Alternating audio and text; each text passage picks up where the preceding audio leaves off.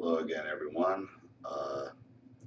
Now another message from Facebook. This is from somebody I already made a video for, but it had some follow-ups and some pretty disturbing information. And I'm going to wrap it all up at the end as to why this is all, why this narcissist was doing what they were doing and what their fear is.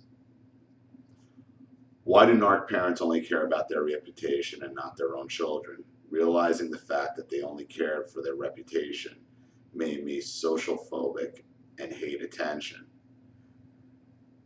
Because their reputation is all they have. And every narcissist basically knows they're going to die one day. And after they die, they can't control what's said about them. So they need to build as much of their reputation as they possibly can. And why do covert narcissistic parents institutionalize scapegoats when their scapegoats become a threat to them? Because institutionalizing somebody, a black sheep or a scapegoat, takes away all their credibility, as I said before. Once they continue with "you're crazy, he's been to a mental institution," you're not to be believed. You're automatically just brushed aside.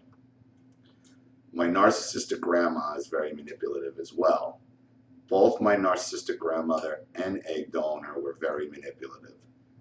There were times before that I was invited to masturbate in bed beside my narcissistic grandma. It is too traumatizing to remember this. I did masturbate beside her many times after her invitation. To repeat this, when I was in puberty, I masturbated beside my egg donor, his mother. I thought it was okay to do. I had weaker boundaries at the time. And she told me that she would have me castrated if I repeated it. My egg donor and narcissistic grandmother talked with me after that time, and my grandmother told me that it is okay for me to masturbate at her room. It is too traumatizing to remember this. I did masturbate many times beside her after her invitation. And this isn't the first time I've heard of a situation like this, especially with boys and their grandmothers. And, the first thing that just jumps out at me, obviously, beside your grandmother's behavior, is how your mother reacted to it. Because instead of threatening to castrate you, should have been, where did this behavior come from? Why did you do this? And it's unclear here if the conversation with her and your grandmother was together and she heard your grandmother say this to you, and she would allow it.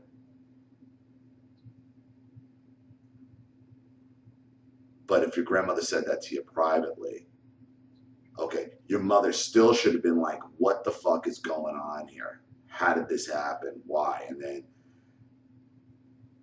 you call your egg donor, but your grandmother's even a bigger piece of fucking garbage. They're both garbage, but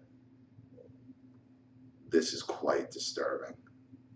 And it's not, believe it or not, it's not the first time I've heard about situations like this. And when this happens, you usually don't grow up you don't have a normal sex life. You have problems with sexual identity. And it just follows you around. It screws with your head. It screws with your relationships. It screws with everything that goes on. But really, the reason why they don't call it out and the reason why they're so obsessed with reputation is because of what you're going to say after they're dead. After they can't put their lies on you. They can't, perpetuate the blame back on you again because they have no control. And believe me, the narcissist thinks about that, and the narcissist worries about that. And the real reason is a situation that happened about 2 years ago, and it made its way around the internet, and it's absolutely true because it's been verified. And it's about this obituary that was written by a narcissistic mother's abuser's children. and printed in the paper in the Reno Gazette Journal, which is in Nevada, Reno, Nevada. And it's the obituary of Mary Ann Teresa Johnson Reddick. Mary Ann Teresa Johnson Reddick, born January 4th, 1935, died alone on September 30th, 2013. She is survived by 6 of her 8 children, whom she spent her lifetime torturing in every way possible. While she neglected and abused her small children, she refused to show anyone else to care or show compassion towards them. When they became adults, she stalked and tortured anyone who dared to love. They dared to love. Everyone she met, adult or child, was tortured by her cruelty and exposure to violence, criminal activity, vulgarity, and hatred of the gentle or kind human spirit. On behalf of her children, whom she abrasively exposed to her evil and violent life, we celebrate her passing from this earth and hope she lives the afterlife, reliving each gesture of violence, cruelty, and shame that she delivered on her children. Her surviving children will now live the rest of our lives with the peace of knowing their nightmare has some form of closure. Most of us have found peace in helping those who have been exposed to child abuse, and hope this message of her final passing can revive our message that abusing children is unforgivable, shameless, and should not be tolerated in a humane society. Our greatest wish now is to stimulate a national movement that mandates a purposeful and dedicated war against child abuse in the United States of America. That is the ultimate revenge on a narcissist. To not let their death absolve them of their horrible ways and their shitty life. To call them out for the world to see of what they did and what they're about and how they shouldn't be mourned. To let the truth be put out there. And I think that's a motivating factor of this channel. At least that's how it started. And you do need a war against child abuse.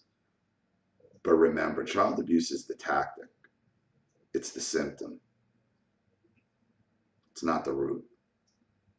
The root cause of most child abuse and sexual abuse is narcissism, is personality disorders, borderline, whether it be borderline or histrionic or narcissistic personality disorder.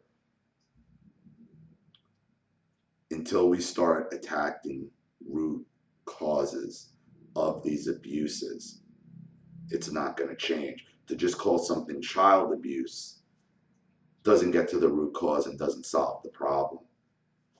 You're attacking the act, not what causes the act.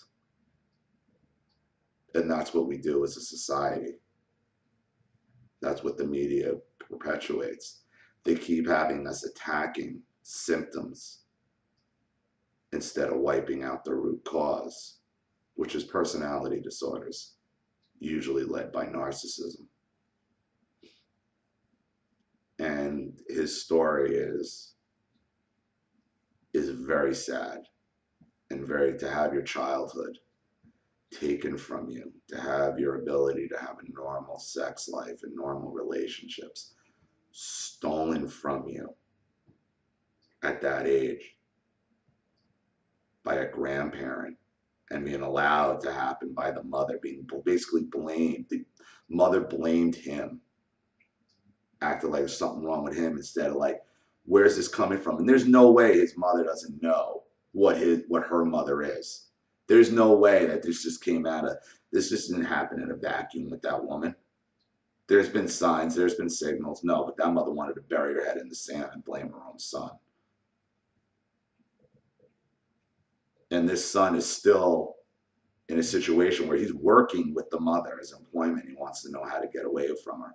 You just got to do it. You got to figure it out. There's no X, Y, and Z to start a new life. If you're working for someone, you got to figure out a way to do it. You know, start a YouTube blog, start exposing people, you know.